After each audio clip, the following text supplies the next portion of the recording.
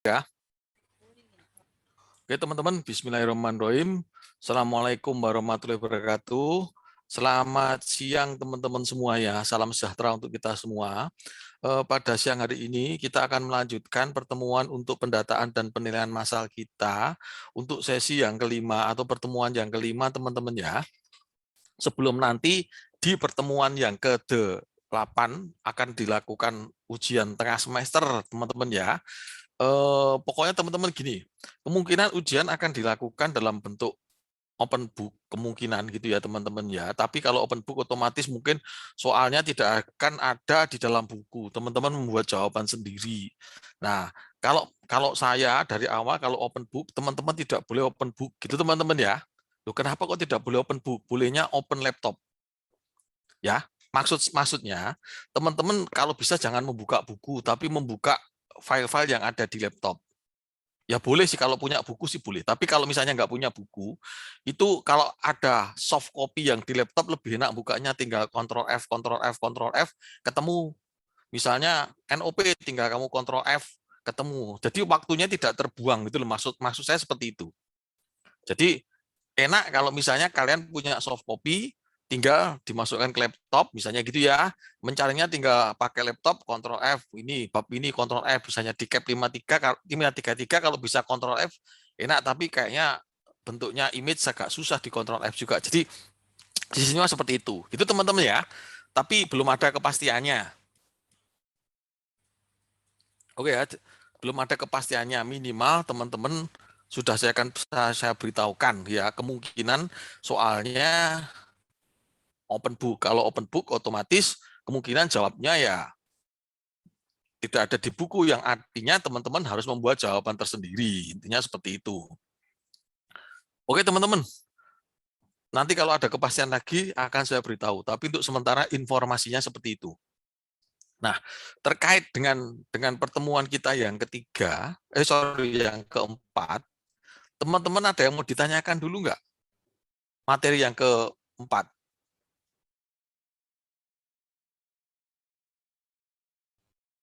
Oke ya, sementara belum ada ya. Nanti kalau misalnya ada pertanyaan boleh ditanyakan ke saya. Terus kita mulai dengan pertemuan yang kelima. Tapi sebelum saya mulai dengan pertemuan yang kita yang kelima, saya sudah memberikan beberapa materi kuliah. Yang pertama, materi yang ada 5 garis underscore berapa, itu merupakan pertemuan untuk bahan teman yang kelima dan keenam. Itu teman-teman ya. Bahan yang kelima dan keenam. Saya sudah memberikan beberapa materi. Yang pertama ada materi yang berupa PPT gitu ya, bisa teman-teman pelajari. Terus ada yang berupa modul. Nah, itu silakan dibaca-baca teman-teman. Termasuk video. Video sudah saya sampaikan juga lewat PJ untuk disampaikan kepada teman-teman ya, karena materinya memang besar filenya, jadi saya nggak bisa share di grup WA. Terus kemudian untuk materi yang depannya dengan menggunakan angka 4, itu merupakan materi yang kalian gunakan, bisa kalian gunakan untuk membuat tugas yang kedua. Ya, itu materi-materi tentang zona nilai tanah. Kan teman-teman kemarin kan minta beberapa bahan kan terkait yang saya presentasikan, karena itu tugas dari kakak kelas kalian yang lama-lama, yang tugas dari teman-teman Pemda yang waktu itu ngambil D1 gitu ya. Nggak saya share ke teman-teman, tapi teman-teman saya berikan bahan yang serupa dengan itu, tapi itu merupakan presentasi dari saya, maupun itu ada beberapa file Excel yang bisa digunakan untuk form, baik form 3A, 3B, terus kemudian ada form 2, form untuk mencari data pasarnya yang sudah dalam bentuk Excel. Nah, itu bisa kalian gunakan untuk mencari data pasarnya dengan menggunakan form-form tersebut.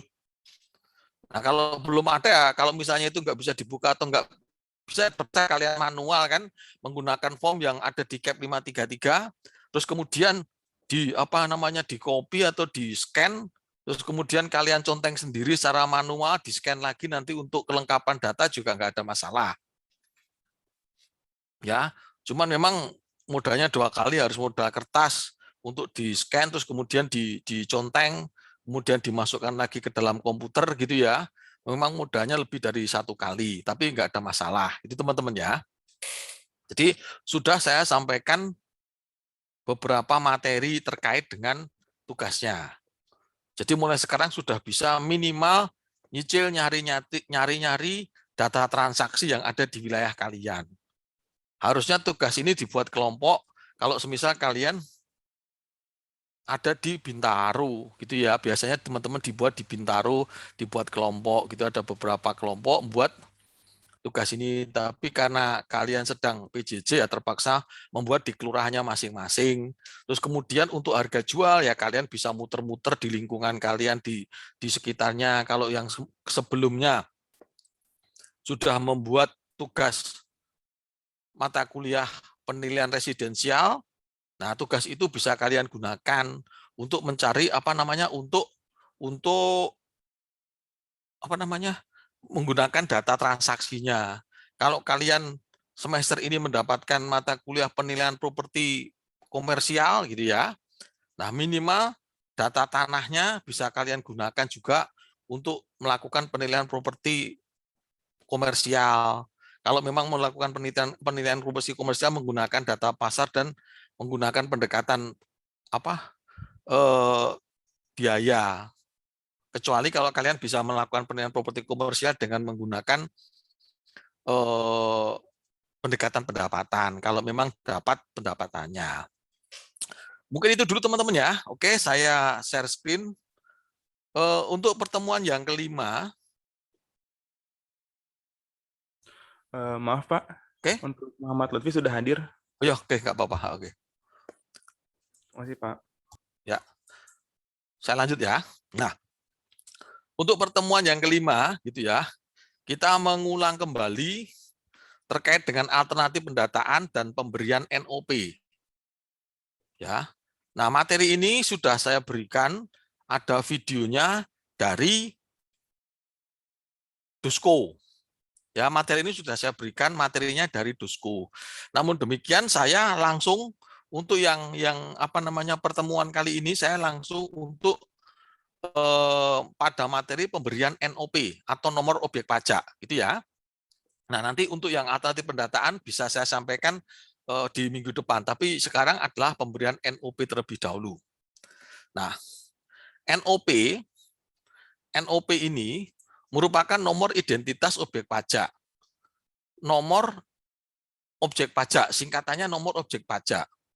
Nah, nomor ini adalah nomor yang digunakan untuk administrasi di dalam pembayaran PBBP 2.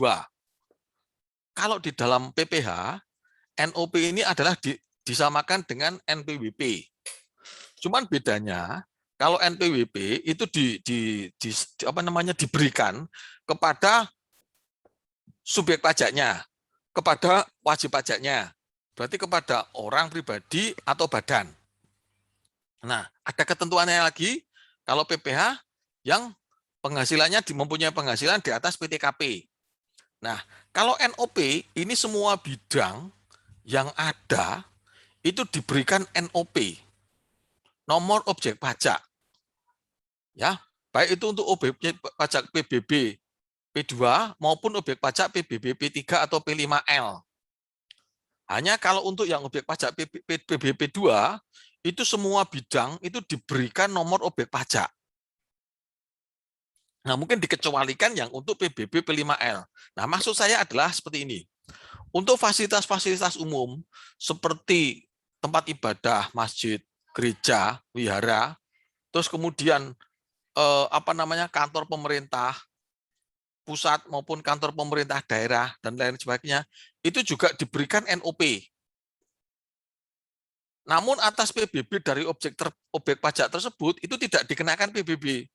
Jadi misalnya ada NOP-nya PKN STAN, ada NOP-nya misalnya ruko di seputar PKN STAN, terus ada lagi masjid di depan PKN STAN, itu diberikan NOP semua. Tapi atas PKN STAN diterbitkan PBB karena merupakan BUMN milik Kementerian Keuangan. Terus kemudian masjid juga tidak diterbitkan SPPT PBB karena atas masjid tersebut merupakan objek yang tidak dikenakan PBB. Terus kemudian ruko di depan PKN STAN itu semuanya dikenakan PBB, termasuk perumahannya gitu ya, di komplek Pondok Karya dan lain sebagainya dikenakan PBB. Ya, baik yang tidak dikenakan maupun dikenakan PBB itu diberikan NOP. Nah, diberikan pada saat pendaftaran dan pendataan objek dan subjek pajak. Maksudnya gini. Pada proses pembentukan basis data, NOP diberikan pada saat proses pembentukan basis data. Ya, jadi apabila struktur PBB-nya belum menggunakan struktur SISMIOP, itu pada saat itulah diberikan NOP yang baru. Ya, jadi yang tidak punya blok, yang 000, bloknya 000, terus 001, 002, 003, itu pada saat pembentukan basis data diberikan NOP yang baru. NOP yang lama hilang. Sejarahnya pun juga tidak ada, hilang. Terus kemudian, apabila wajib pajak belum terdaftar sebagai objek pajaknya belum terdaftar untuk memiliki SPPT PBB, wajib pajak dapat mendaftarkan objek pajaknya untuk mendaftarkan NOP-nya. Ya, misalnya sudah dilakukan pendataan, namun objek itu terlewat, belum mempunyai NOP, maka bisa didaftarkan untuk mendapatkan NOP. Atau misalnya seperti ini. Bintaro Jaya mempunyai satu NOP, nomor objek pajak, untuk tanah yang seluas 10 hektar. Ya, yang berupa tanah lapangan yang masih ditumbuhin alang-alang dan sebagainya. Nah, terus kemudian Bintaro Jaya membangun komplek tersebut, membangun kafling kosong tersebut, tanah lapang tersebut, menjadi 1000 rumah yang ada di situ. Nah, atas satu NOP tersebut didaftarkan untuk dipecah menjadi 1000 NOP. Nah, itu dilakukan dengan cara mendaftarkan objek pajak tersebut untuk didaftarkan menjadi beberapa objek baru atau yang dinamakan pecah NOP. Mula NOP-nya berupa satu tanah kosong, luasnya 10 hektar, terus kemudian dipecah menjadi 1000 NOP, menjadi beberapa blok, gitu kan, 1000 NOP menjadi beberapa blok, menjadi komplek perumahan. Nah, itu dilakukan pada saat pendaftaran objek pajaknya. Itu ya, jadi pemberian NOP bisa dilakukan pada saat pendataan, pembentukan basis data, juga pada saat pendaftaran tadi. Oke. Terus kemudian pada saat pemeliharaan pun juga bisa. Pada saat pemeliharaan itu gini, datanya sudah SISMIOP, namun karena ada potensi baru, maka dilakukan pemeliharaan basis data SISMIOP, dilakukan pendataan lagi.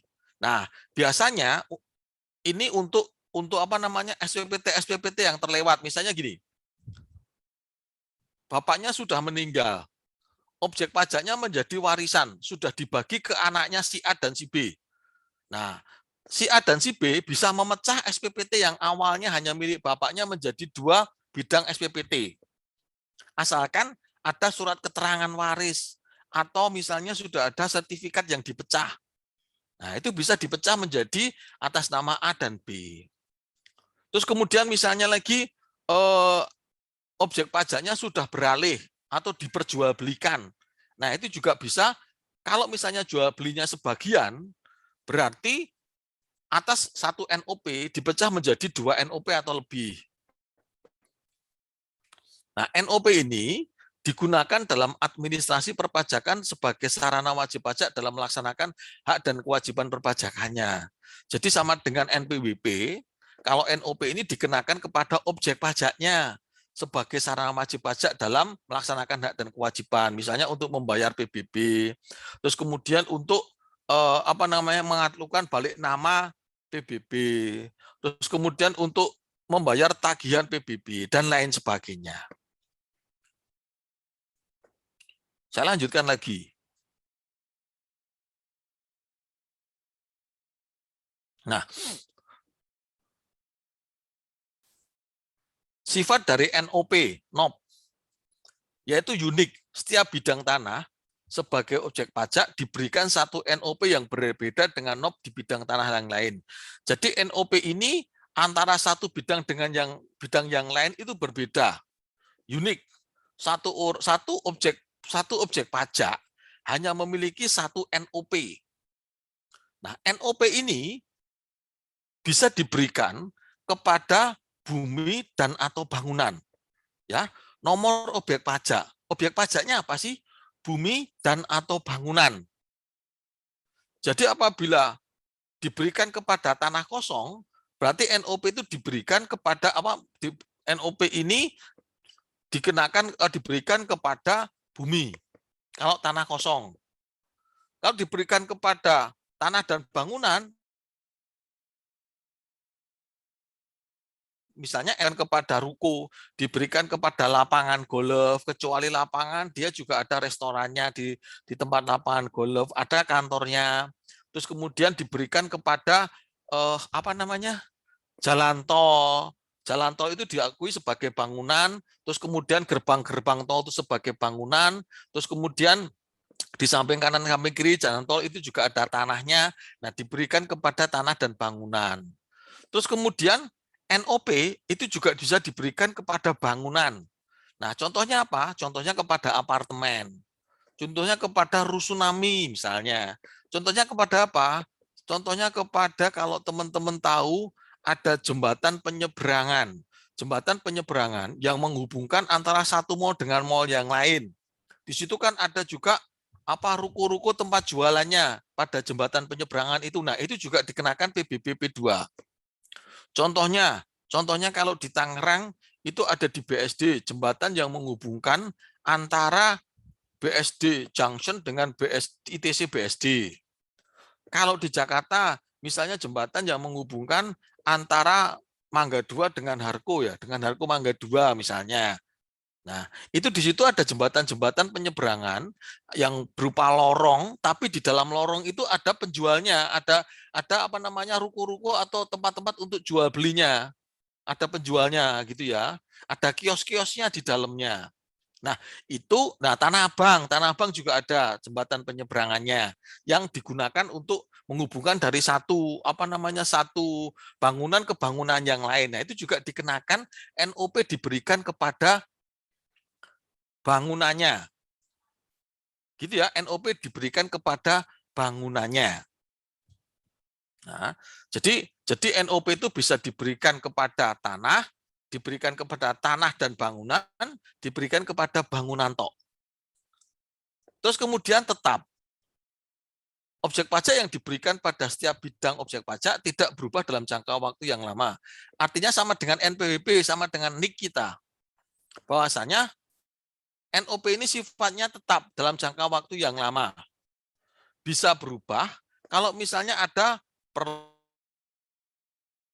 perluasan, terus kemudian dulu Provinsi Banten yang sebelumnya adalah Provinsi Jawa Barat berubah menjadi Provinsi Banten. Nah, ini berarti NOP-nya akan berubah kodenya. Dari mulai provinsi, kabupaten, kota, kemudian kecamatan, kelurahan, dan seterusnya.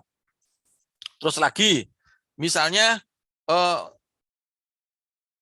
Provinsi Papua gitu kan, menjadi Papua dan Papua Barat misalnya. Nah, itu juga sama. Artinya terjadi perluasan wilayah. Yang semula hanya satu provinsi menjadi 2 provinsi. Itu akan berubah NOP-nya. Terus lagi misalnya Kota Tangsel. Dulu di Tangerang hanya ada Kabupaten Tangerang, terus kemudian muncul Kota Tangerang. Nah, sekarang diperluas lagi menjadi Kota Tangerang Selatan. Nah, Kota Tangerang Selatan berarti NOP-nya gitu ya, berubah lagi. Nah, ini artinya berubah karena ada perluasan wilayah atau misalnya ada pergantian nama wilayah dan lain sebagainya. Gitu ya. Terus kemudian misalnya ada pergantian nama kecamatan atau perluasan nama kecamatan, nama desa dan lain sebagainya mengakibatkan NOP-nya berubah. Terus selanjutnya standar. Secara nasional hanya ada satu sistem pemberian NOP. Dulu PBB P2 itu dikelola oleh DJP. supaya menyeragamkan sistem penatausahaan atau pengadministrasian PBBP 2, maka dibuatlah NOP, di mana NOP itu akan seragam antara satu daerah, satu kabupaten kota dengan satu kabupaten kota yang lain, sehingga secara nasional sistem pemberian NOP ini seragam. Oke, standar. Terus kemudian, nah, maksud dan tujuannya. Maksud dan tujuan dalam memberikan pemberian NOP, yaitu untuk menciptakan identitas yang standar bagi semua objek pajak PBB secara nasional. Ya, ada identitas yang standar. Identitas yang standar kurang lebih identitas yang sama. Gitu ya. Nah, cuman masalahnya sekarang ini PBBP 2 sudah disampaikan atau dikelola oleh pemerintah daerah. Yang masih dikelola oleh DJP adalah PBB P5L. Gitu ya. Nah, walaupun sudah diserahkan kepada daerah, pada umumnya NOP-nya masih sama. Ya, artinya kode-kode yang ada pada NOP itu masih sama. Belum ada perubahan. Kalau misalnya ada perubahan hanya karena tadi pemekaran wilayah atau penggantian nama wilayah. Tapi struktur NOP yang dimulai dari kode provinsi, kode kabupaten, kode kecamatan, kode desa atau kelurahan dan lain sebagainya kurang lebih masih sama. Sehingga kemungkinannya masih sama dalam hal pemberian NOP dan tata caranya. Ya, walaupun sudah disampaikan kepada pemerintah daerah, hanya saja memang untuk aplikasi yang digunakan untuk mengelolanya, sistemnya itu memang ada yang berbeda-beda. Ada beberapa tempat yang sudah tidak menggunakan Sysmiop lagi. Misalnya Kota Bogor, Kabupaten Bogor, Kota Surabaya, dan lain sebagainya, itu ada yang tidak menggunakan Sysmiop, tapi basis datanya masih ngambil data yang Sysmiop yang dulu disampaikan oleh DJP. Tapi tampilan datanya sudah bukan data seperti yang Sysmiop, teman-teman. Nah, itu nggak ada masalah. Yang penting ada semacam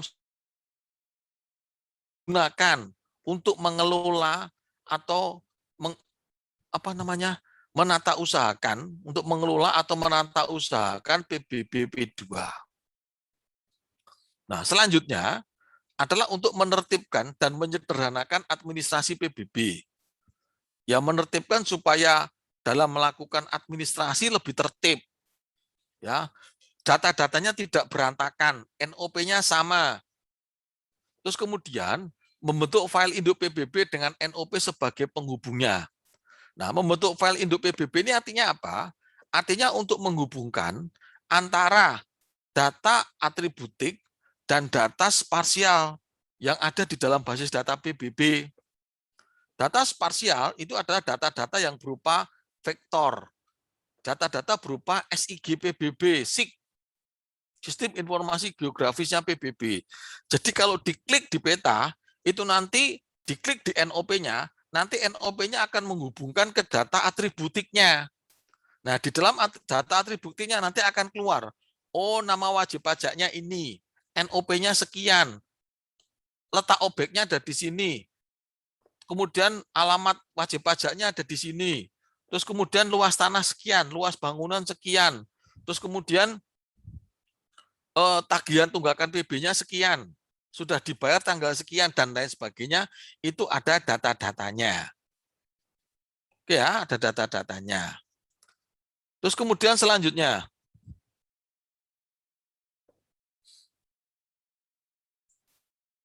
manfaatnya. Manfaat NOP adalah mempermudah mengetahui letak objek pajak.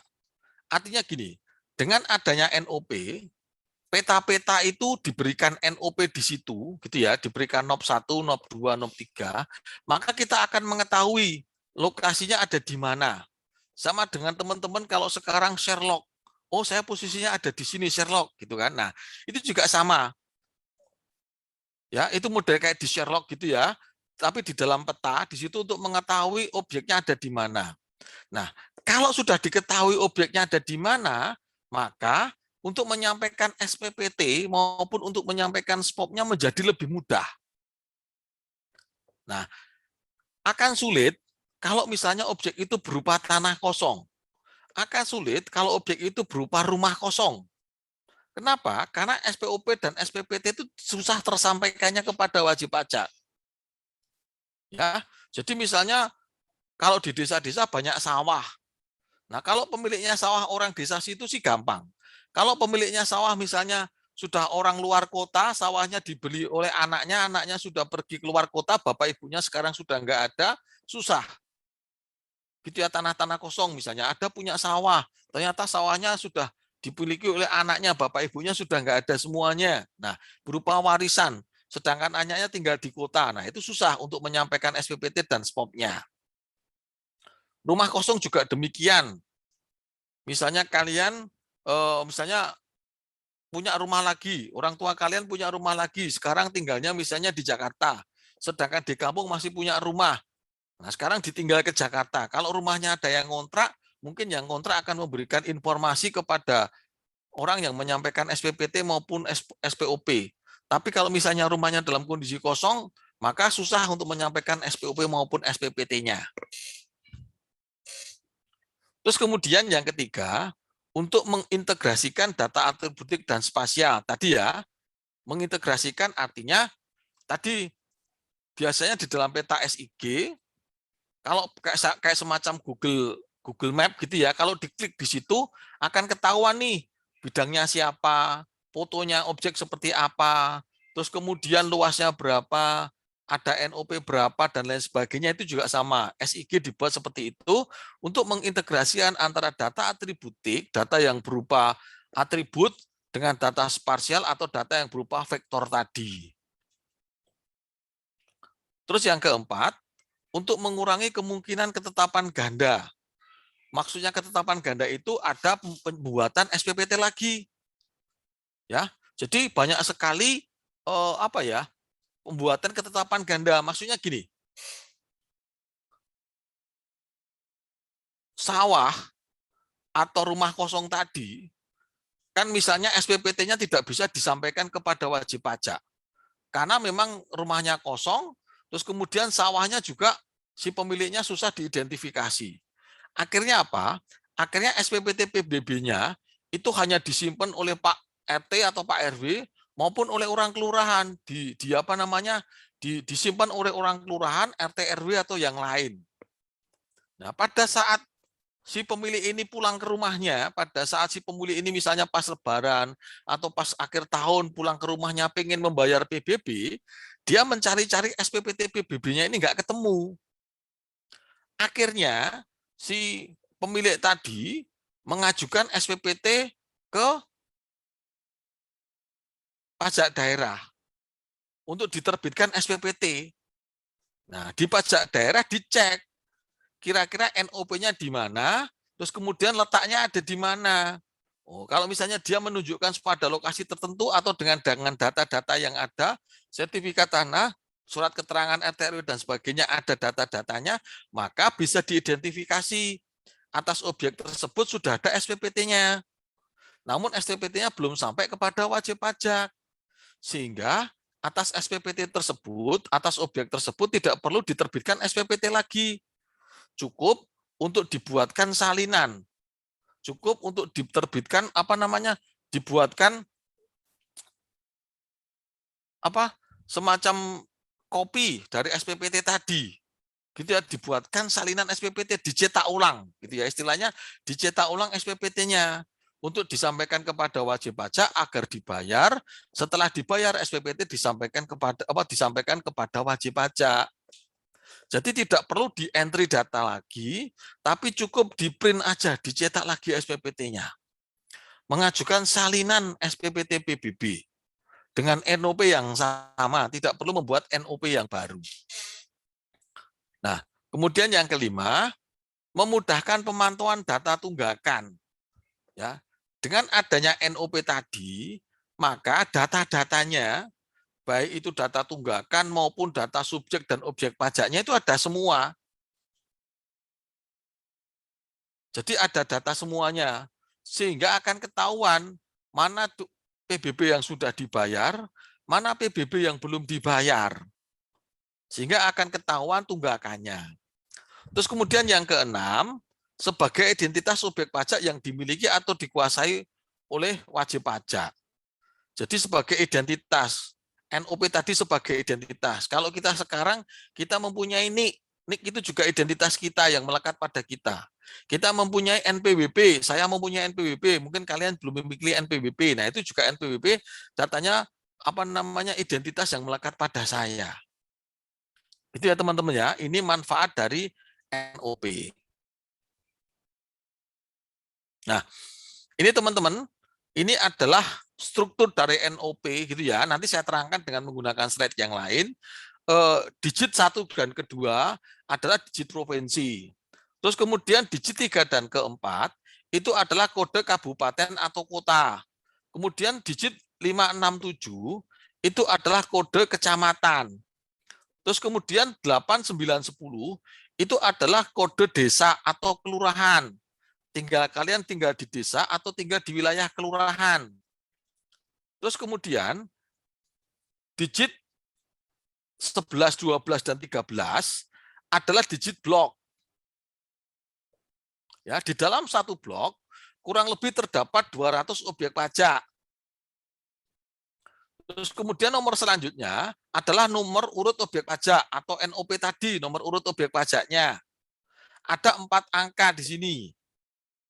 Ya, kalau di sini terus kemudian yang terakhir adalah kode atau kode khusus. Nah, kalau Sysmiop kodenya 0. Kalau di sini kodenya 0, nomor 8 ini diisi dengan angka 0, berarti bloknya ada blok 1 sampai dengan 2, 2, 3, 4, dan lain sebagainya. Di sini ada NOP. Terus kalau di sini kodenya 7 atau sistem, itu adalah sistem PBB yang lama. Nah, bloknya ini 000. Kalau sistem di sini 000. Berarti belum dilakukan pembentukan basis data Sysmiop. Di sini bloknya 000.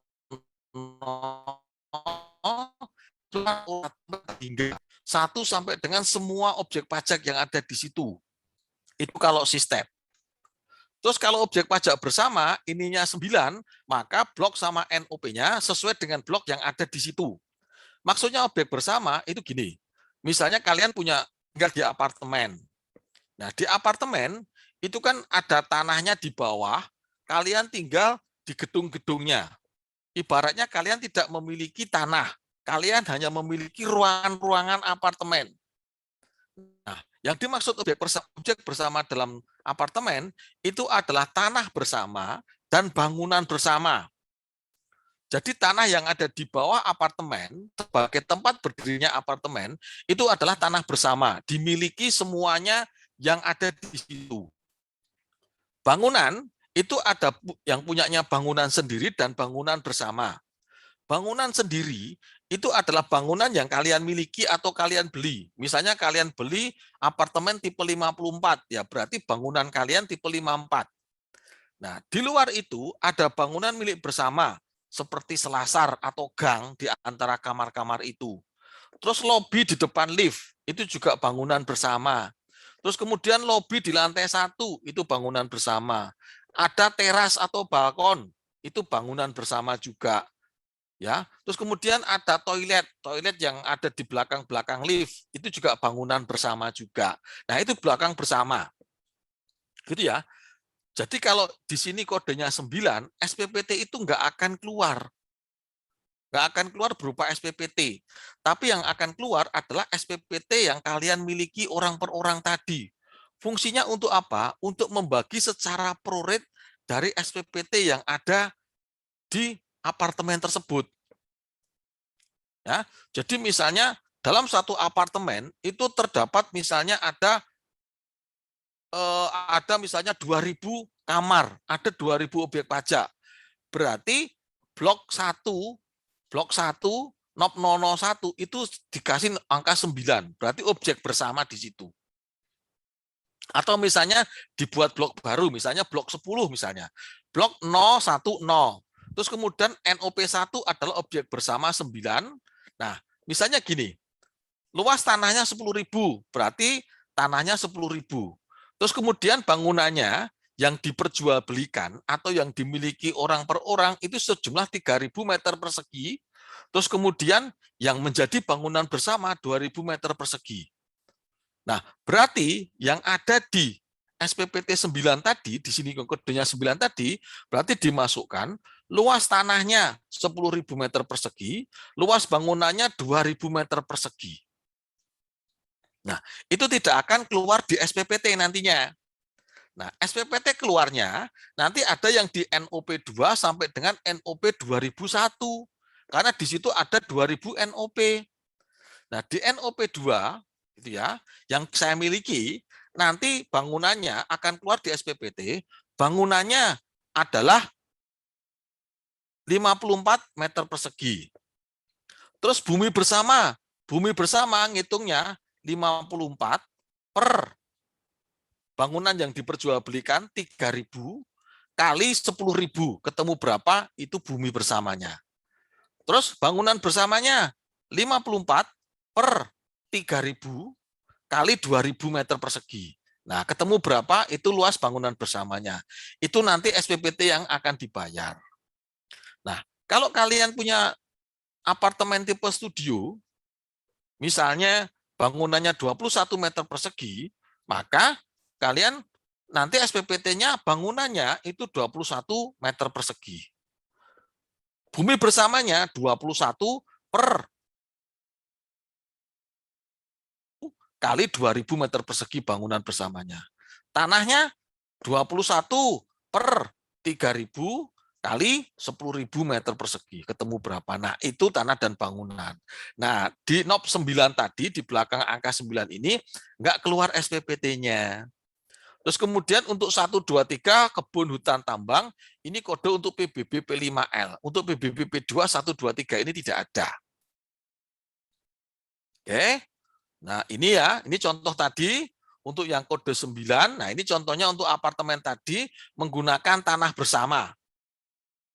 Nah, kalau seperti ini kan bangunannya tidak ada yang bangunan bersama. Ibaratnya kalau ini kan bangunannya mempunyai bangunan masing-masing, cuman tanahnya menggunakan satu tanah.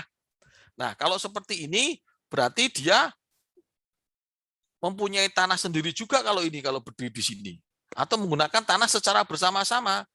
Kalau menggunakan tanah secara bersama-sama tinggal bangunannya adalah dikenakan atas bangunan A, luasnya A berapa. Tanahnya dikenakan atas tanah bersama. Tanah bersama itu ngitungnya adalah A per A plus B plus C plus D kali luas total. Nanti B juga seperti itu, tanah bersamanya B, B kena bangunan bersamanya, tanah bersamanya B adalah B per A plus B plus C plus D kali luasan tanahnya. Oke teman-teman, untuk yang slide ini mungkin cukup sekian. Ada yang mau ditanyakan enggak terkait dengan NUP dari slide yang saya silahkan kalau misalnya ada yang mau ditanyakan. Izin bertanya, Pak.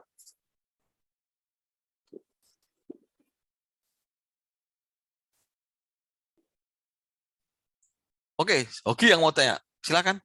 Iya, Pak. Ini Pak, penasaran. Oke, silakan.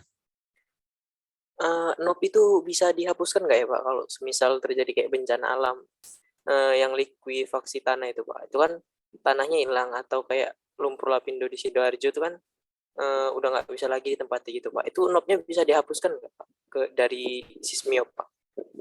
Oke, terima kasih Yogi. Kalau misalnya memang objeknya tidak ada,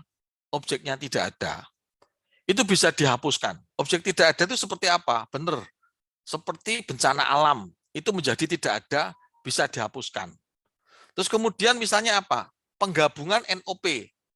Misalnya orang tuamu membeli rumah yang ada di sampingnya. Masing-masing rumah, misalnya rumah A dan rumah B. Rumah A awalnya mempunyai NOP yang kamu tinggali sekarang. Rumah sebelahnya adalah rumah B yang milik orang lain. Nah, SPPT-nya digabung menjadi satu. Sehingga rumah A dan rumah B mempunyai NOP dengan menggunakan NOP yang lama. Atas rumah B tersebut, NOP-nya bisa dihapuskan. Ya, bisa dihapuskan. Terus kemudian sama untuk Lapindo.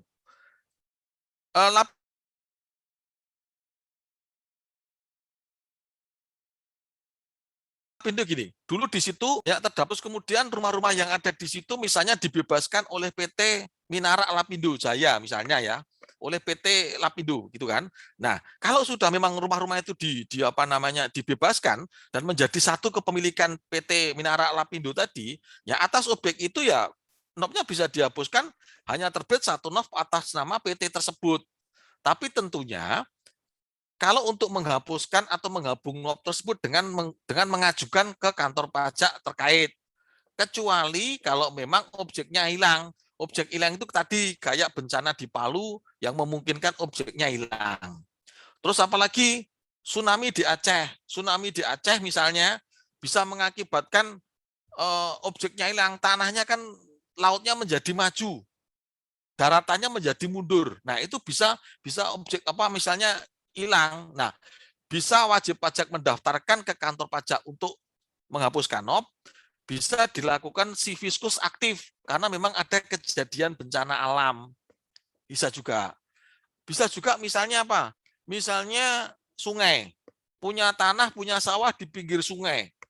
Terus kemudian terjadi bencana alam semacam sungainya menjadi lebih lebar permukaan sungainya, sehingga tanahnya tergerus oleh sungai, sehingga luasannya menjadi berkurang. Nah, itu juga bisa diajukan untuk misalnya dihapuskan NOP-nya atau luasan tanahnya disesuaikan karena memang luasan tanahnya karena adanya banjir atau longsor permukaan sungai menjadi tanahnya berkurang. Seperti itu. Baik, Pak. Terima kasih, Pak. Oke. Oke, silahkan. Selain Hoki, siapa yang mau nanya? Silahkan. Pak, izin bertanya, Pak. Oke, Fadli. Izin bertanya, Pak. Terkait kalau tanahnya misal berpindah hak tangan, berpindah hak kepemilikannya itu nggak wajib ganti NOP ya, Pak? Terus kalau misal warisan gitu, itu NOP-nya salah satu tetap atau semua ganti, Pak? Oke, sebentar.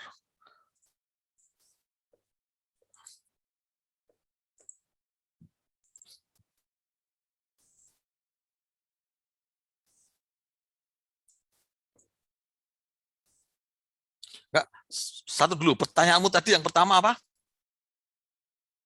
Kalau berpindah hak kepemilikan, itu NOP-nya tetap atau ganti, Pak? Oke, sebentar. Kalau berpindah hak kepemilikan, tinggal tergantung berpindahnya satu utuh atau setengah. Utuh, Pak. Utuh. Kalau satu utuh, misalnya kamu menjual rumah satu utuh, maka NOP-nya tetap. Karena NOP itu adanya di bidang ini.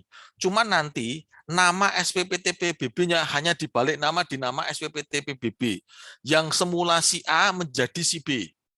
Tapi kalau misalnya kamu menjualnya sebagian,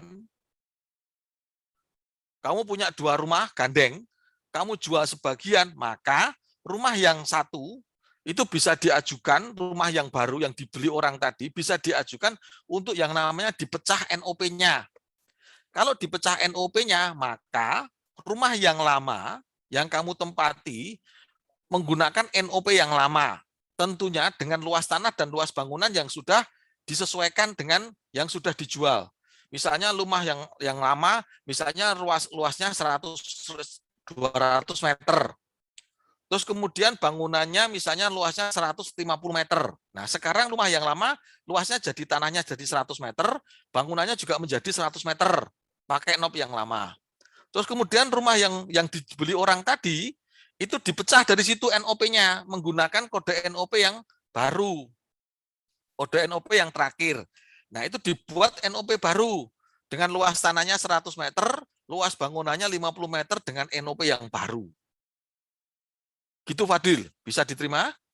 Bisa, Pak. Oke, terus yang kedua. Kalau misal warisan gitu, Pak, itu kan biasanya dipecah. Nah, itu salah satu berarti pakai NOP yang lama ya, Pak? Terus Betul. sisanya pakai yang baru. Betul. Pemecahan warisan tidak bisa dilakukan kalau tidak ada surat keterangan biasanya ya, kalau yang dulu kami lakukan, karena sekarang kan sudah di pemerintah daerah ya. Yang dulu biasa kami lakukan, kalau tidak ada surat keterangan waris atau misalnya sudah balik nama di sertifikatnya. Ya.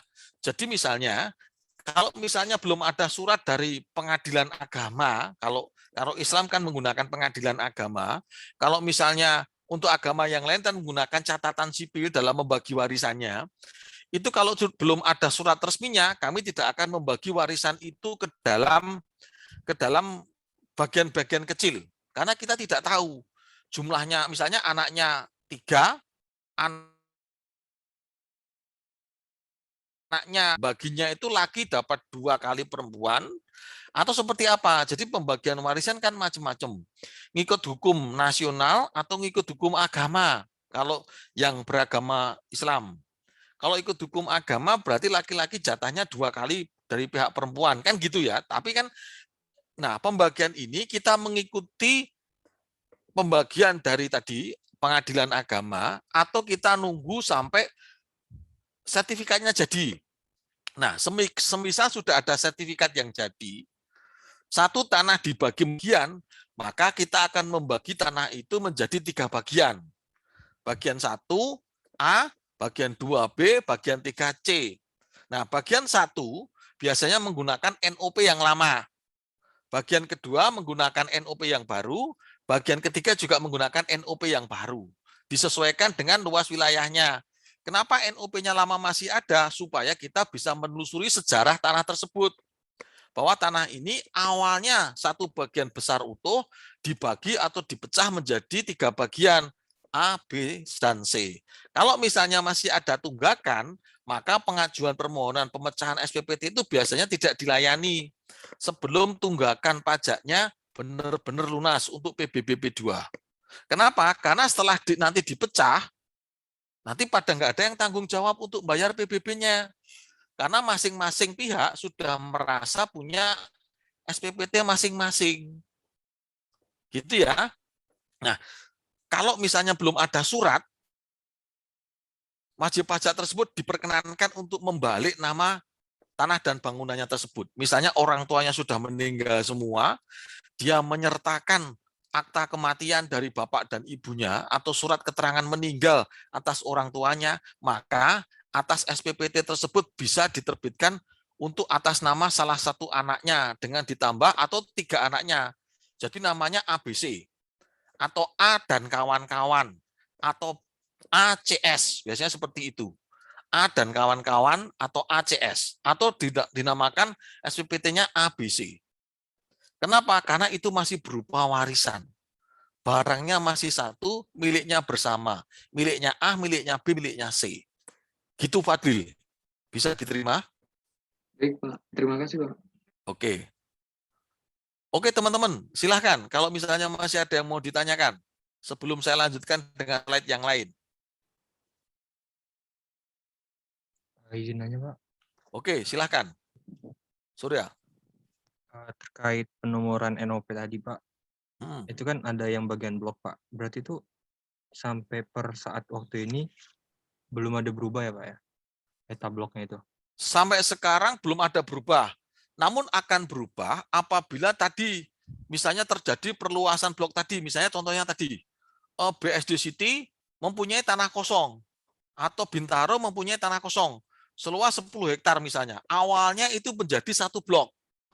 Terus kemudian dari 10 hektar tadi dipecah-pecah karena dibangun 1000 rumah di situ, maka atas satu SPPT luasnya 10 hektar tadi dipecah menjadi 1000 rumah, otomatis dibuatkan blok baru, Surya. Otomatis dibuatkan blok baru. Ada sebagian rumah yang ikut blok lama, ada sebagian rumah yang ikut blok baru. Kalau sesuai ketentuan, misalnya satu blok terdiri dari 200 OP, berarti akan dibuat 5 blok di situ. Karena itu ada 1000 rumah baru. Otomatis dalam satu blok tadi akan menjadi 5 blok baru. Seperti itu, Surya. Oke, terima kasih, Pak. Oke ya. Nah, Surya ada sedikit apa ya? Kadang-kadang perkecualian atau untuk memudahkan itu kalau saya dulu pada umumnya saya dulu dan teman-teman saya dulu untuk apartemen biasanya dibuat dalam 1 blok. Jadi apartemen itu kadang-kadang isinya di dalam 1 gedung itu ribuan SPPT. Nah, itu kadang-kadang dibuatkan satu blok untuk memudahkan saja. Ya. Jadi apartemen itu kan high rise building. Di dalam high rise building itu terdapat misalnya ada 2.000 kamar, tentunya dengan tipe yang berbeda. Nah, SPPT-nya ini sering dipecah. Nah, SPPT itu dipecah, akhirnya dalam satu blok ada 1.000 NOP untuk memudahkan. Jadi blok ini isinya adalah misalnya apartemen Taman Anggrek, mau Taman Anggrek. Nah, mau Taman Anggrek itu isinya apartemen, terus kemudian mall. Bahkan apartemen itu ada Taman Anggrek itu kalau tidak salah 5 tower ya, 5 atau 6 tower ya, lupa saya. Nah, itu dulu wilayah saya.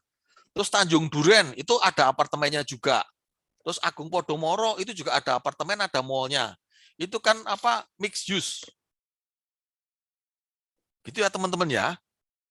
Nah, terus belum lagi itu baru apartemen, belum lagi yang tipe ITC. Ya, ITC. Kenapa saya bilang ITC? ITC itu adalah pusat perdagangan yang di mana atas ruko-ruko, atas los-losnya juga diperjualbelikan. Ada mall yang kiosnya disewakan, tapi ada mall juga yang model kayak ITC, itu kios-kios yang ada di dalamnya itu juga dijualbelikan. Nah, biasanya kalau yang kios-kiosnya diperjualbelikan itu SPPT-nya juga dipecah. Kenapa dipecah? Karena si pengembang juga tidak mau repot, tidak mau menagih SPPT PBB dari masing-masing kios karena sudah diperjualbelikan. Nah, beda model kayak Bintaro Exchange. Bintaro Exchange itu belum tentu mallnya itu diperjualbelikan. Itu tetap milik Bintaro, tapi dia disewa-sewakan kepada tenan-tenan. Nah, kalau yang model seperti itu, SPPT-nya nggak dipecah-pecah. SPPT-nya masih satu gedung utuh atas nama Bintaro Exchange atau Bintaro Plaza. Kemungkinan Bintaro Plaza itu juga tidak dijual belikan, masih kepemilikan Bintaro Jaya, tapi hanya disewa-sewakan. Tapi kalau misalnya ruko-ruko yang di luar itu kemungkinan bisa diperjualbelikan. Tapi kalau misalnya mall yang gede itu kemungkinan tidak diperjualbelikan, hanya disewa-sewakan kepada para pemilik gitu ya teman-teman ya. Oke teman-teman, mohon maaf untuk sementara pertanyaannya sudah cukup ya. Saya lanjut lagi menggunakan slide yang lain. Nah, saya lanjutkan dengan NOP teman-teman. Nah, dengan menggunakan slide yang ini. Ini sama dengan NOP-nya. Ya, dengan NOP-nya pembahasannya sama dengan slide yang lain gitu ya. Hanya ini berbeda slide, ini slide yang lama gitu ya, tapi intinya sama. PBB merupakan pajak objektif dan kebendaan yang berarti dalam pengenaan beban pajaknya mempertimbangkan objek daripada subjeknya. Artinya gini, PBB itu merupakan pajak objektif, pajak yang didasarkan atas objek pajak. Objek pajak itu apa sih? Tanah dan bangunan. Jadi, kalau PPH, kamu orang kaya, pajaknya gede. Kamu punya penghasilan, pajaknya gede. Kalau kamu tidak punya penghasilan, berarti pajakmu kecil. Itu namanya pajak subjektif ya, dikaitkan dengan subjek pajaknya. Kalau di sini, sepanjang kalian mempunyai tanah dan bangunan di tengah kota, maka nilai PBB-nya akan besar. Ya. Sepanjang kalian punya tanah dan bangunan di tengah kota, maka pajaknya akan besar. Tidak peduli kalian orang miskin, tidak peduli kalian orang kaya. Ya, kenapa? Karena tadi kalian punya warisan. Orang tuanya bekas orang kaya misalnya, bekas pejabat, sehingga punya tanah di luar kota. Nah, kalian mendapatkan warisan dari orang tuanya misalnya. Nah, akhirnya kalian tidak mampu untuk membayar PBB tersebut. Banyak yang kasus seperti itu. Contohnya apa? Contohnya para veteran yang dulu tinggal di Menteng. Menteng dulu kawasan elit. Ya, para veteran perang tinggalnya di situ. Nah, para veterannya itu sudah tidak ada semuanya. Yang ada hanya istri, duda atau jandanya. Atau bahkan anaknya. Karena letaknya di pusat kota Jakarta di Menteng gitu ya. Akhirnya pajaknya jadi besar. Si subjek pajaknya atau yang punya warisan atau istrinya nggak kuat bayar. Banyak yang mengajukan pengurangan PBB. Nah, ini contohnya. Jadi yang dimaksud pajak objektif itu seperti itu. Jadi kamu punya bangunan di tengah kota, ya sudah NJOP tanahnya pasti gede. Kamu punya bangunan bertingkat, NJOP bangunannya pasti gede. Apalagi bangunan baru, pasti gede. Kan gitu kan? Nggak peduli apakah kamu punya penghasilan besar atau kecil. Atau misalnya tanah dan bangunan itu diperoleh dari hasil warisan. Gitu ya, maksudnya seperti itu. Terus ini sama. Saya langsung saja, ini nanti kalian baca sendiri, kurang lebih definisinya sama kayak yang tadi. Nah, saya langsung ke sini. Kode provinsi nomor 1 dan nomor 2. Kode kabupaten nomor 3 dan nomor 4 sama ya. Kode kecamatan 567, kode desa atau kelurahan di sini bloknya. Di sini nomor urut objeknya, ya nomor urut objek pajaknya. Terus di sini tanda khusus tadi, tanda khusus 9, 7 dan 0 sudah saya terangkan tadi. Nah, untuk yang hijau ini memanfaatkan hasil penyusunan sistem kode wilayah versi BPS. Ini yang versi BPS, yang hijau ini. Urut provinsi, kabupaten kota, kecamatan, desa dan kelurahan menurut versinya BPS. Nah, ini blok knobnya, ini adalah versinya kalau kita dilakukan pembentukan basis data Sysmiop tadi. Nah, terus saya lanjutkan lagi.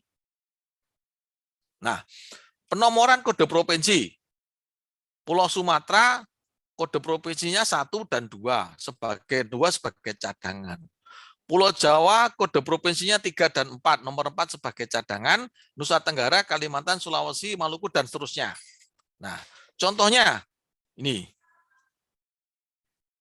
Kode provinsi Jawa Barat, kode provinsi DKI adalah 31. Kode provinsi Jawa Barat 32.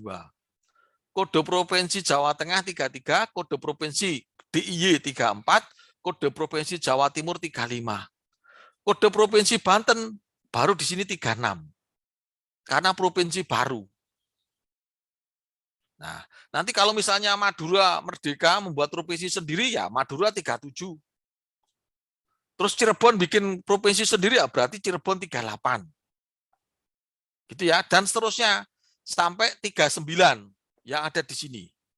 Terus kalau misalnya provinsi ini sudah habis kodenya, masih ada provinsi baru, maka dipakai nomor cadangan.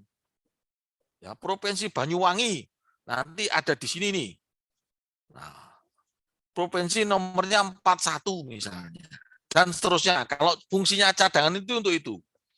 Misalnya kode provinsi Aceh 11, kode provinsi Sumatera Utara 12, kode provinsi Sumatera Barat 13, Kepulauan Riau 14 dan seterusnya sampai habis Lampung. Terus kemudian ada provinsi baru lagi misalnya nambah jadi 21, 22, 23 dan seterusnya. Nah, ini fungsinya buat nambah atau cadangan tadi. Oke. Nah, ini ya. Nah, ini kan kabupaten. Untuk kabupaten, kodenya 1 sampai dengan 69. Untuk kota, kodenya 71 sampai dengan 89. Ya, ini saya nggak ngerti nih, ini nomor satunya mana ya. Tapi intinya kode 1 sampai dengan 69 itu kode kabupaten. Misalnya Kabupaten Nganjuk, kodenya 01. Kabupaten Mojokerto, kodenya 02. Kabupaten Jombang, misalnya, kodenya 03. Kabupaten Lumajang, kodenya 04, dan seterusnya. Terus kota Surabaya, kodenya 71. Kota Malang, kodenya 72. Kota Batu, kodenya 73. Kota Kediri, Pare, kodenya 74. Kota Probolinggo, kodenya 75, dan seterusnya. Nah, ini contohnya seperti itu. Gitu ya. Jadi 01 sampai 69 itu untuk membedakan kabupaten dan kota. Terus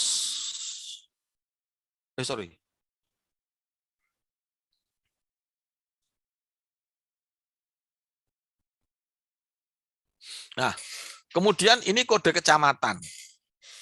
Kode kecamatan itu adalah 010. Ini kode kecamatan. Kota Malang misalnya ya, kode provinsinya 35, kode apa kabupaten kotanya 73 karena dia kan kota. Terus kemudian kode kecamatannya 05, 04, 03, 010 dan 020. Ini kode kecamatan.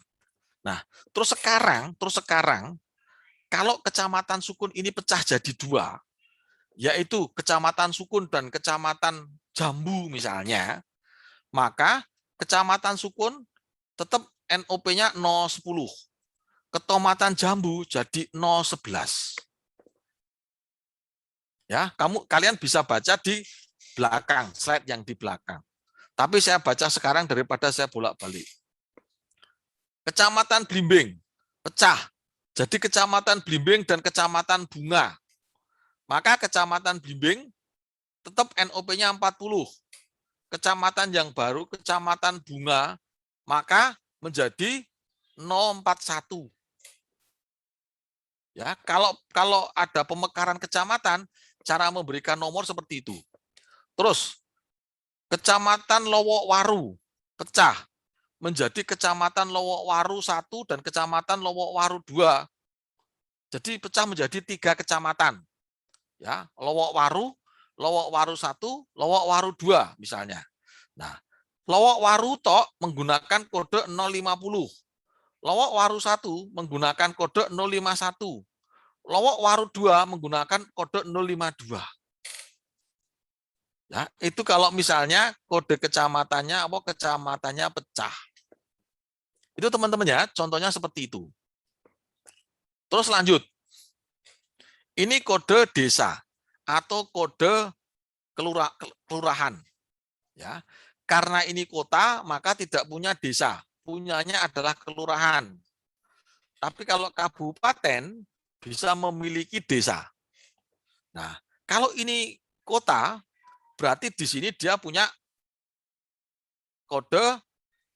Kalau ini kalau ini kabupaten, kalau ini kota, maka dia tidak punya desa. Dia hanya punya kelurahan. Nah, tadi ya, Kecamatan Klojen terdiri dari 11 desa. Desa 1, desa 2, desa 3, desa 4, desa 5, 6, dan seterusnya sampai dengan 11. Nah, kalau sekarang desa Kasin ini pecah menjadi 2, Kasin A dan Kasin B, maka kode desa Kasin B nanti ada di 012. 012 desa Kasin B. Desa Kauman atau kelurahan Kauman pecah menjadi 2, maka Kauman A dan Kauman B misalnya, atau Kauman dan Kauman A atau dan Kauman B, maka jadi sini 013 Kauman B. Jadi kalau desanya nambah, maka NOP-nya jadi nambah di sini. 012 tadi, 013 tadi. Gitu ya teman-teman ya. Jadi kalau nambah kecamatan, nambah desa atau nambah kelurahan, itu nambah langsung yang angka terakhir ditambah 1. Tapi kalau kecamatan itu tadi dibagi ditambah angka 1 di belakangnya, angka 2 di belakangnya, dan seterusnya. Nah, ini kemudian nomor urut blok. Nomor urut blok adalah 001 sampai dengan seterusnya. Ya, kalau sudah punya blok, berarti struktur data di dalam objek tersebut sudah mempunyai struktur data yang sismiop. Sudah dilakukan pembentukan basis data yang sismiop. Gitu ya. Di sini 001 sampai dengan 002, 003 dan seterusnya. Nah, pertanyaan Surya tadi, kalau misalnya ada blok baru gimana? Ya, tinggal blok terakhir blok berapa? Kalau blok terakhir di situ adalah blok 13, 013, berarti kalau saya membuat blok baru di situ adalah 014. Kalau ada apartemen mau saya bikin satu blok jadi 015 dan seterusnya. Ya, karena memungkinkan blok itu berubah. Nah, Yang ngubah siapa? Yang ngubah si fiskusnya. WP-nya nggak tahu ngubahnya. Yang ngubah fiskusnya. Kapan diubah? Ya pada saat nanti kalau pada saat pencetakan SPPT PBB. Gitu ya. Jadi sekarang belum berubah. Nanti pertanggal 1 Januari 2022 kita ubah kalau memang ada perubahan blok. Atau kalau misalnya itu merupakan data baru yang harus diterbitkan, misalnya apartemen sudah jadi, minta diterbitkan sekarang, ya bisa juga. Tapi konsekuensinya harus bayar PBB di tengah tahun. Kalau wajib pajaknya mau, ya akan kita terbitkan di tengah tahun. Kita bikin blok baru di tengah tahun, terus kemudian kita berikan NOP satu persatu sesuai dengan blok yang baru tadi, kita sampaikan kepada wajib pajak di apartemen tersebut untuk dibayarkan. Kenapa dia minta dipecah NOP-nya? Karena dia juga mau melakukan akte jual beli terhadap masing-masing kamar-kamar tadi. Makanya di tengah tahun dia juga diminta pecah NOP. Sama dengan rumah juga seperti itu. Tinggal tergantung WP-nya. Kalau mau dipecah di tengah tahun ya kita siap pecah. Tapi dipecah konsekuensinya apa? Dia harus bayar PBB. Nah, karena apa? Karena tahun pajak PBB adalah per 1 Januari sampai dengan 31 Desember. Kalau dia ada di tengah tahun, baru jadinya tengah tahun, sebetulnya belum dikenakan PBB. Tapi kalau wajib pajaknya mau bayar, ya kita pecahkan. Sepanjang menguntungkan fiskus, sepanjang menguntungkan negara, sepanjang menguntungkan daerah, ya sudah. Kita lakukan pemecahan SPPT PBB karena dia mau bayar pajak dibanding cuma bayar tanah kosong yang tadi seluas 10 hektar, mendingan sudah dipecah-pecah, sudah ada tanah dan bangunannya. Biasanya kalau sudah ada tanah dan bangunannya, NJUP tanahnya pun juga ikut naik, NJUP bangunannya pun juga ikut naik. Kita lihatnya dari mana? Gampang. Kita lihatnya dari brosurnya mereka. Pak, tolong bawa brosur ke sini. Dia bawa brosur sama membawa harganya. Nah, kita menggunakan data itu untuk membuat NJOP di situ. Oh, rumah ini harganya sekian. Kalau ada kelebihan tanah di pojok, harganya adalah 1 juta per meter. Udah ketahuan NJOP tanahnya kurang lebih 1 jutaan per meter. Dari situ aja kita untuk melihat NJOP-nya.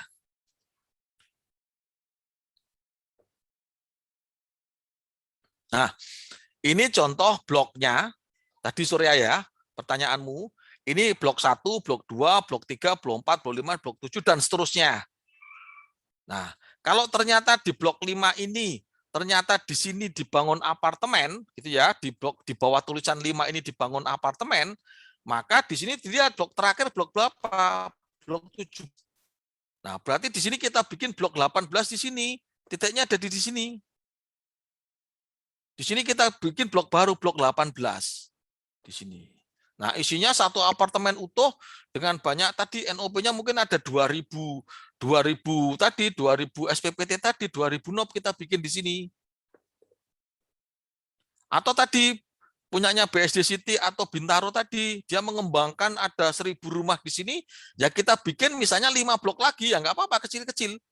Blok 18, blok 19, blok 20 misalnya. Blok 21 ya kita bangun kalau misalnya ketentuannya memang 2000 NOP untuk yang landed house ya kita bikin. Ya, seperti itu teman-teman. Oke. Terus nah, digit ini 14, 15, 16, 17 adalah menunjukkan NOP-nya, nomor urutnya dalam satu blok. Ya, nomor urut dalam satu blok. Nomor urut dalam satu blok ini contohnya.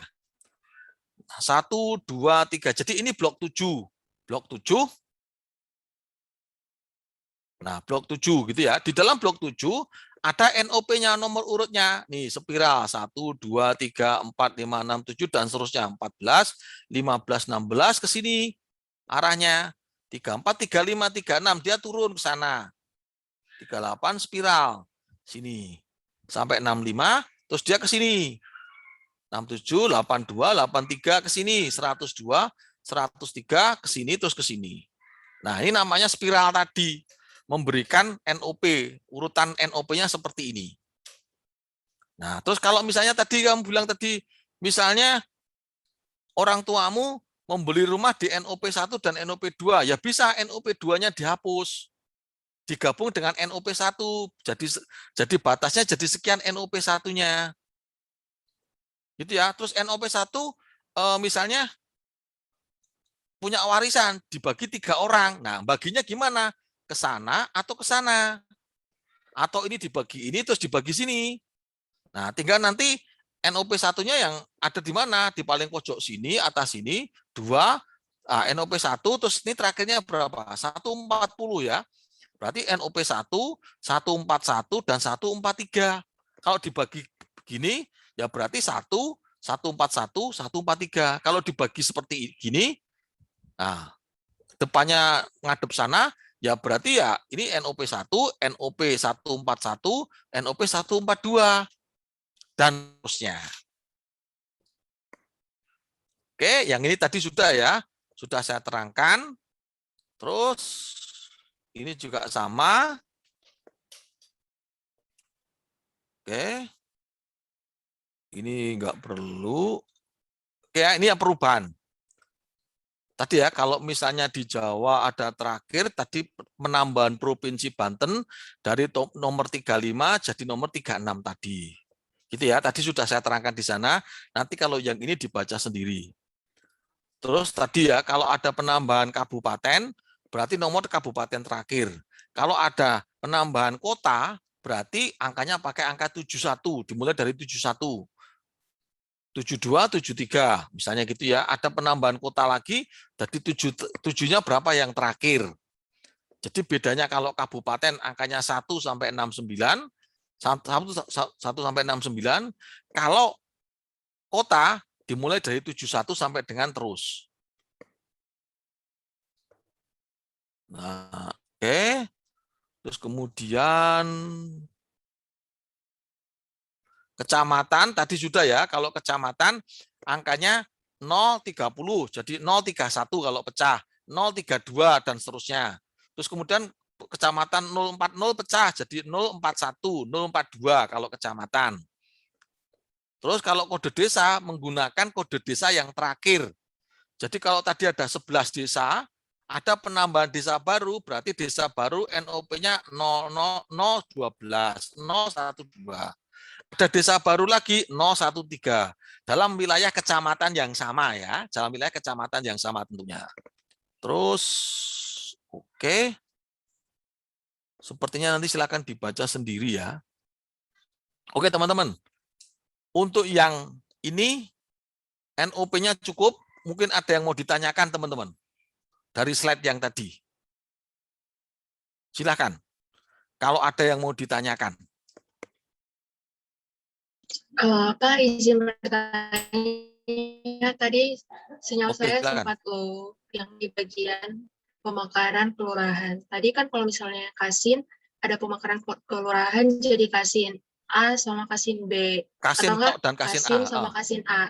Betul. Nah, berarti itu yang Kasin tetap 001, Betul. tapi yang Kasin B jadi 011. Yang paling bawah Begitu, berapa? Bapak? Kode kelurahan yang paling bawah berapa? Dia di bawahnya itu. Kode yang bawah tadi 011. Ya berarti Kasin A atau Kasin A yang baru jadi 012. Kasin yang awal 001. Terus kemudian di situ ada 11 kelurahan, berarti di nomor yang paling bawah 012. Oh, berarti jadi 0012 gitu. 012. 012. Oh Iya, ya, kalau misalnya 012. ini lagi penanggungan misalnya 011 terus berarti 001. nomor paling bawah. Ya, nomor paling bawah, betul. Oh, iya Pak.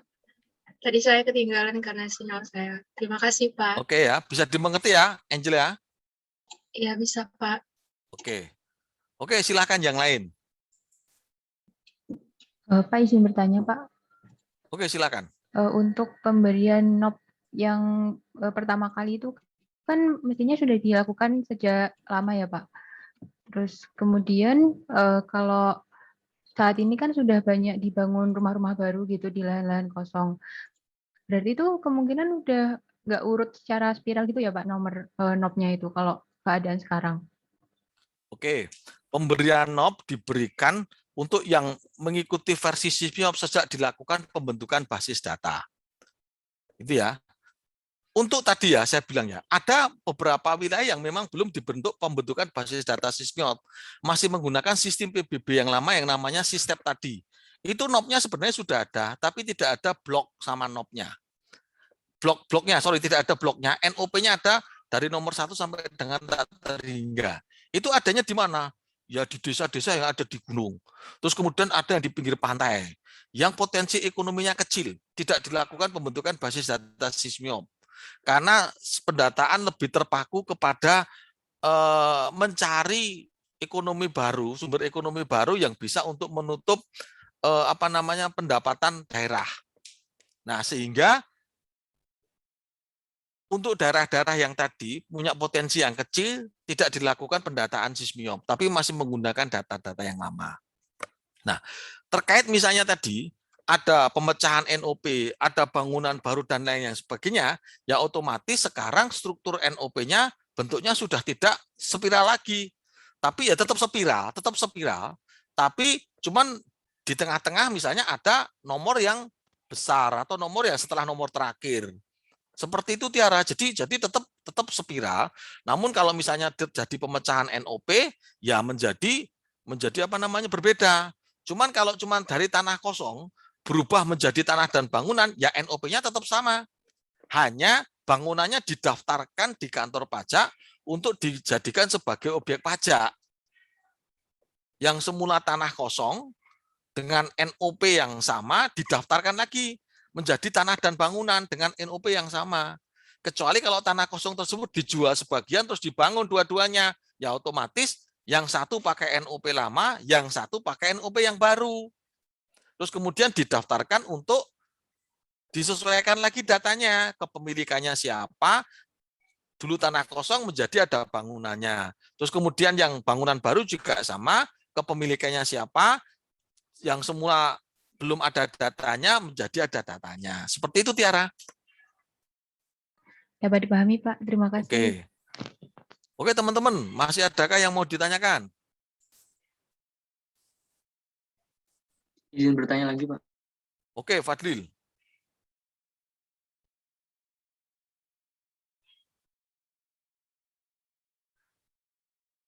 Gimana Fadlil, jadi enggak? Iya Pak, maaf Pak tadi agak lemot internet saya. Oke. Saya izin bertanya Pak terkait yang agak tadi Pak. Kalau penggabungan NOP tapi berbeda area ZNT-nya gimana Pak? Apakah bisa Pak? Berbeda, bisa. Tapi pada umumnya ngikut ZNT yang mahal. Ya, pada umumnya ngikut ZNT yang mahal.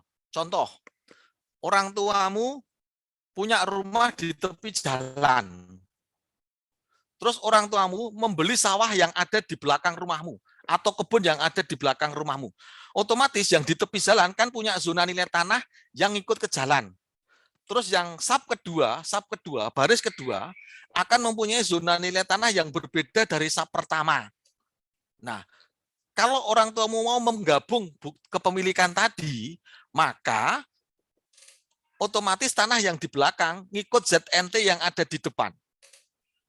Sehingga menjadi lebih mahal nanti pajaknya, Fadil. Bisa dipahami ya? Bisa Pak, terima kasih Oke. Pak. Tapi kalau misalnya rumah samping-samping, itu zona nilai tanahnya pasti sama. Tapi kalau tadi beli rumah yang ada di belakangnya, beli tanah yang ada di belakangnya, itu kemungkinan zona nilai tanahnya berbeda. Kalau digabung SPPT-nya, dalam tanda kutip wajib pajak jadi rugi, bayarnya lebih besar. Oke teman-teman ya, saya yang ini cukup sekian. Saya ingin menerangkan kalian ke yang lain.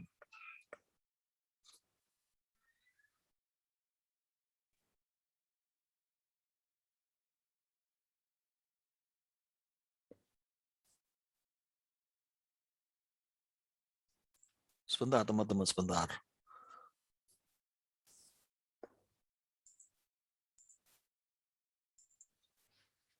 Saya punya waktu sekitar 7 menitan ya, 7 menit untuk menerangkan yang ini. Sebentar, mana sih? Nah, ini teman-teman. Ini kemarin kan kalian minta beberapa slide untuk penyusunan tugas. Ini sudah saya berikan. Beberapa slide berbeda, namun ini juga sama sebetulnya.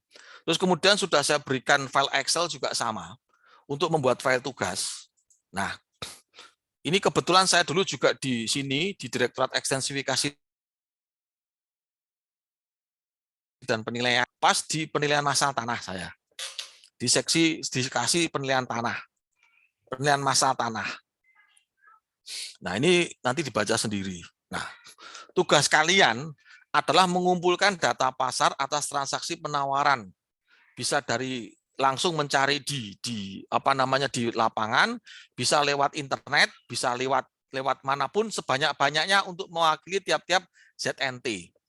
Terus kemudian melakukan analisis kewajaran dari nilai transaksi atas semua data pasar tersebut. Terus melakukan analisis NIR atau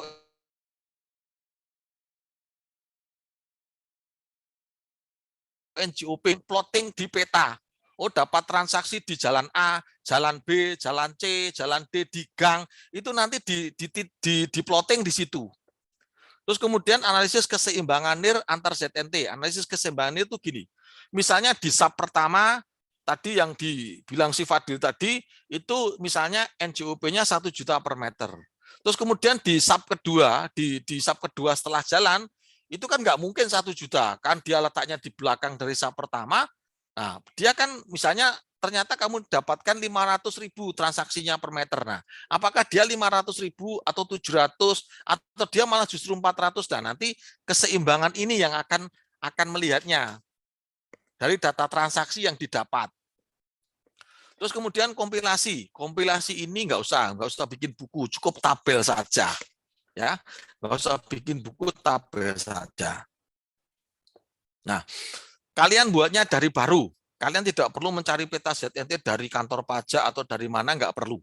Kalian cari aja data peta kalian, peta kelurahan, bisa dari internet, bisa nyeket sendiri, terus di-scan, atau bisa dari manapun lah, dari buku-buku bisa kalian cari pokoknya peta desa atau kelurahan kalian masing-masing. Ya, dianggap kalian bikin ZNT.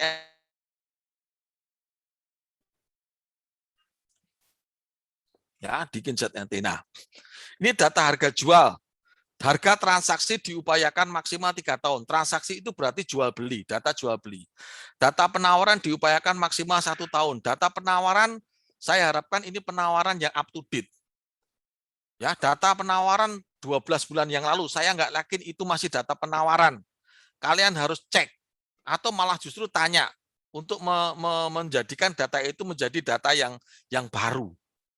Ya, data penawaran 3 tahun yang lalu, data penawaran 3 tahun yang lalu, siapa tahu sekarang sudah jadi data transaksi. Data penawaran itu malah justru datanya paling up to date. Karena harusnya kalian peroleh dari muter-muter tadi mencari data. Gitu ya, data penawaran kalian bisa cek di internet, ditawarkan dulu 1M. Kalian cek, kalian telepon, oh sekarang sudah naik jadi 1,2M. Jadi tidak perlu disesuaikan dengan waktunya. Kalian bisa cek langsung kalau data penawaran. Oke, harga sewa susah. Ini menggunakan harga sewa susah. Biasanya cuma menggunakan data jual beli maupun data tawaran. Kemudian jumlah sebaran datanya, kalian mencari data sebaran sebanyak-banyaknya untuk merepresentasikan kondisi wilayah yang dianalisis. Oke, lokasi datanya tadi ya, silakan dicari datanya dalam zona-zona nilai tanahnya.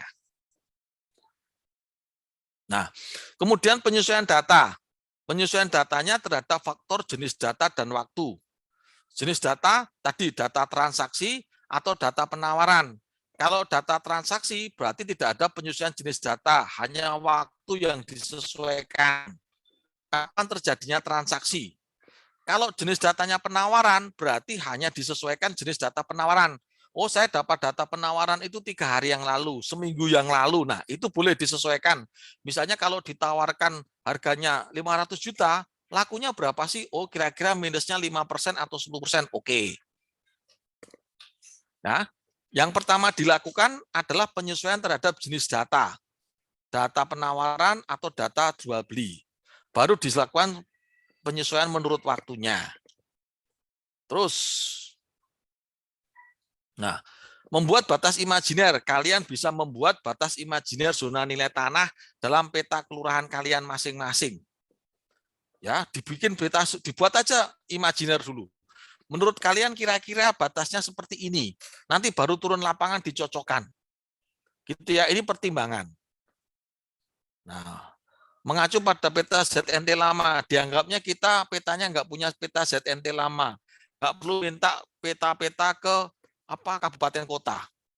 Terus objek acuan, nah ini apabila di dalam satu zona nilai tanah tidak terdapat objek acuan. Kalian bisa menggunakan objek acuan. Oke, nah ini contohnya gini aja. Nah contoh, dalam satu zona nilai tanah terdapat 3 objek, dalam satu zona nilai tanah AA terdapat 3 data transaksi, maka data tersebut tinggal dirata-ratakan menggunakan formulir tertentu, formulir 3 ya kalau nggak salah. Nah, ini dalam satu zona nilai tanah ada 3 data transaksi, tinggal dirata-rata. Nih, penyesuaiannya semua tinggal dirata-rata. Dicari nilai tanahnya masing-masing per meter persegi. Nah, ini menggunakan form ini. Terus yang kedua,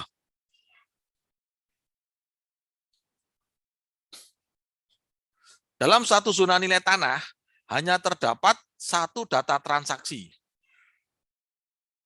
Nah, ini ada data transaksi yang lain, dibikin dummy dulu di nomor 5, data dummy di nomor 5 dan data dummy di nomor 6. Dengan menggunakan data 4, data ini dan data yang di sini. Cara mencari dummy-nya seperti apa? Ini. Cara mencari data dummy 5, cara mencari data dummy 6. Setelah ketemu 3 data tadi, data 4, data dummy 5 dan data 6 bisa dirata-rata di sini. Nih. Cara mencari data nomor 5, cara mencari data nomor 6 dari data 1, 2, 4 untuk mendapatkan data 5. Dari data 1, 2, 4 untuk mendapatkan data nomor 6. Nih, data nomor 5 rata-rata ini. Data nomor 6 rata-ratanya ini dibawa ke sini. Dipakai untuk membuat data rata-rata dari 4, 5, 6 ketemu ini. Terus selanjutnya. Nah, zona nilai tanah AC. AC, dia tidak memiliki data transaksi sama sekali. Nah, dia membuat dummy di nomor 7. Dari harga transaksi di tempat lain nih, di zona AA, AB, untuk membuat dummy di nomor 8. Untuk membuat dummy di nomor 9. Nah, terus buat dummy nomor 7, nomor 8, nomor 9 untuk membuat AC di rata-rata dari 3 dummy tadi. Nah, nih. Untuk membuat data dummy nomor 7, untuk membuat data dummy nomor 8, untuk membuat data dummy nomor 9.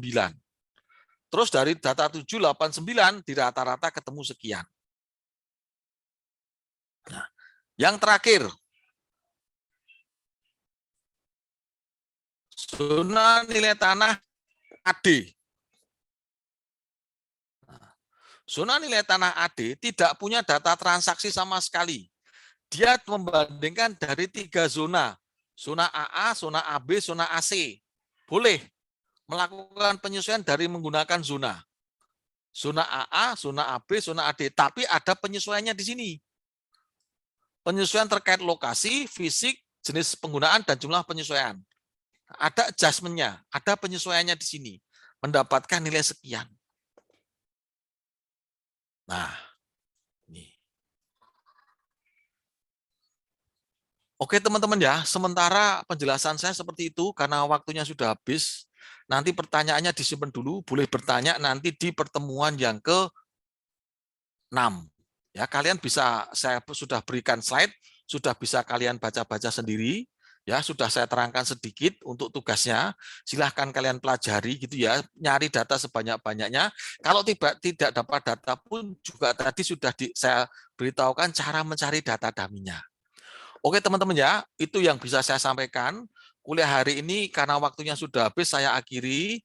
Wabillahi taufik wal hidayah. Wassalamualaikum warahmatullahi wabarakatuh. Terima kasih teman-teman semua ya. Terima kasih banyak. Terima kasih, Pak. Terima kasih.